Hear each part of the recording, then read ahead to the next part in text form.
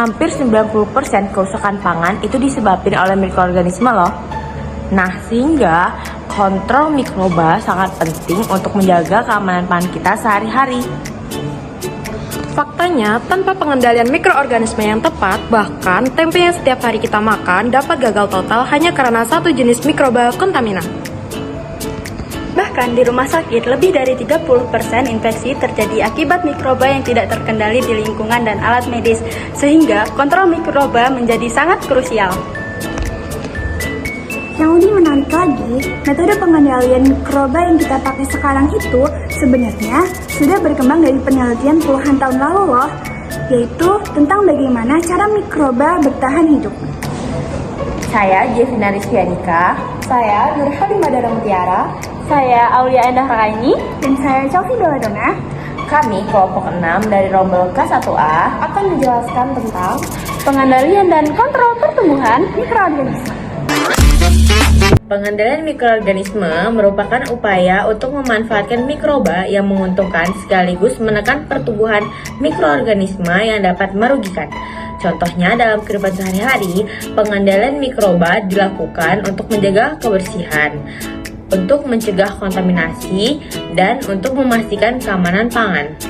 Salah satu contoh penerapannya dapat kita lihat pada proses pembuatan tempe. Pengendalian dilakukan agar mikroba yang menguntungkan seperti Rhizopus oligosporus dapat tumbuh dengan baik. Sementara mikroba pembusuk atau patogen dapat dicegah. Dalam pembuatan tempe, pengendalian mikroba dilakukan melalui beberapa langkah. Yang pertama, bahan baku kedelai harus dicuci dan direbus agar jumlah mikroba awal berkurang. Kedua, dilakukan perebusan ulang atau sterilisasi untuk memastikan mikroorganisme pengganggu mati sebelum inokulasi. Langkah ketiga adalah penambahan inokulum murni berisi spora Rhizopus, sehingga fermentasi tetap stabil dan tidak terkontaminasi.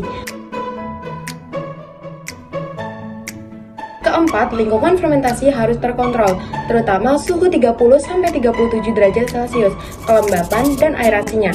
Yang terakhir, kebersihan alat dan tempat sangat penting untuk menghindari kontaminasi silang.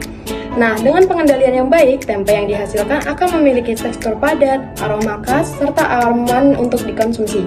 Kontrol pertumbuhan mikroorganisme adalah proses untuk menghambat, menyingkirkan, atau mematikan mikroorganisme yang tidak diinginkan. Tujuannya antara lain mencegah penyebaran penyakit, menghilangkan kontaminasi pada peralatan, serta menjaga kualitas berbagai produk pangan. Ada dua metode besar dalam kontrol mikroorganisme, secara kimia dan fisik. Secara kimia, kita mengenal disinfektan, antiseptik, bahan pengawet, dan antibiotik. Sementara secara fisik, kita mengenal sterilisasi, pasteurisasi, pemanasan radiasi, filtrasi, dan sebagainya. Metode kimia dibagi menjadi beberapa jenis. Disinfektan digunakan pada benda mati dan efektif membunuh sel vegetatif.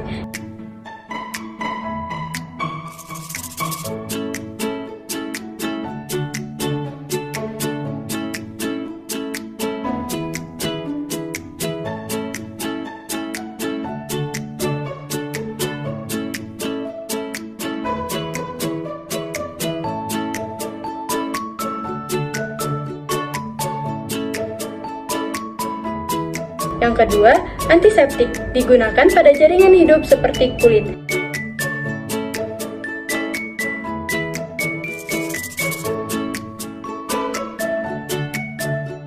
Yang ketiga, preservatif berfungsi menghambat pertumbuhan mikroba dalam makanan. Yang terakhir, antibiotik diproduksi oleh mikroorganisme untuk membunuh atau menghambat mikroba lain.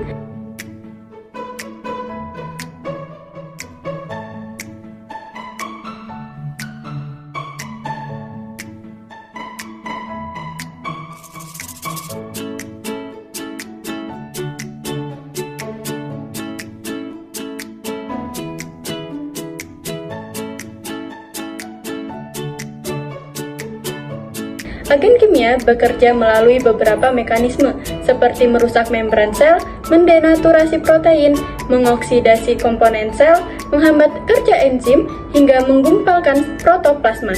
Golongan yang digunakan dapat berupa fenol, surfaktan, ataupun agen perusak protein lainnya. Pengendalian mikroorganisme juga dapat dilakukan dengan metode fisik, Yang pertama yaitu sterilisasi. Sterilisasi merupakan metode paling efektif karena menghancurkan semua bentuk kehidupan mikroba termasuk spora. Ada juga tindalisasi, yaitu pemanasan berulang yang dapat membunuh sel vegetatif dan spora tanpa merusak zat tertentu. Sterilisasi dilakukan dengan pemanasan terkontrol untuk membunuh mikroba patogen tetapi tetap mempertahankan kualitas produk. Metode lainnya yaitu boiling, flaming, red heating, radiasi sinar UV atau ionisasi, serta filtrasi untuk penyaringan mikroorganisme dengan pori sangat kecil. Boiling adalah metode pemanasan dalam air mendidih pada suhu 100 derajat Celcius selama 10-30 menit. Cara ini dapat membunuh sebagian besar bakteri, jamur, dan virus, tetapi tidak efektif untuk menghancurkan endospora bakteri yang lebih tahan panas. Boiling sering digunakan untuk desinfeksi, alat sederhana, dan air minum. Nah, sementara flaming adalah teknik melewatkan alat logam seperti jarum inokulasi melalui nyala api hingga permukaannya steril. Tak jauh berbeda dengan flaming, red heating juga merupakan pemanasan dalam nyala api hingga memerah. Suhu sangat tinggi, mampu mensterilkan total termasuk membunuh endospora. Sedangkan sinar radiasi UV ini dapat merusak DNA mikroba. Dan yang terakhir ada filtrasi yang merupakan metode penyaringan mikroorganisme menggunakan filter berpori 0,22 sampai 0,45 mikrometer. Adapun efektivitas agen antimikroba dipengaruhi oleh beberapa faktor, seperti waktu kontak, suhu, konsentrasi bahan, sifat mikroorganisme, usia mikroba, dan pH. Jika faktor-faktor ini diatur dengan tepat, proses pengendalian akan berjalan lebih efektif dan hasilnya lebih optimal. Nah, jadi itulah penjelasan kami tentang pengendalian dan kontrol pertumbuhan mikroorganisme. Melalui pengendalian yang baik, kita dapat menjaga kualitas pangan, mencegah penyakit, dan menciptakan lingkungan yang lebih aman. Setiap metode, baik kimia maupun fisik, memiliki fungsi dan mekanismenya masing-masing. Terima kasih sudah menonton video pembelajaran ini. Sampai jumpa. Terima kasih. Bye-bye, Bu. Tidur.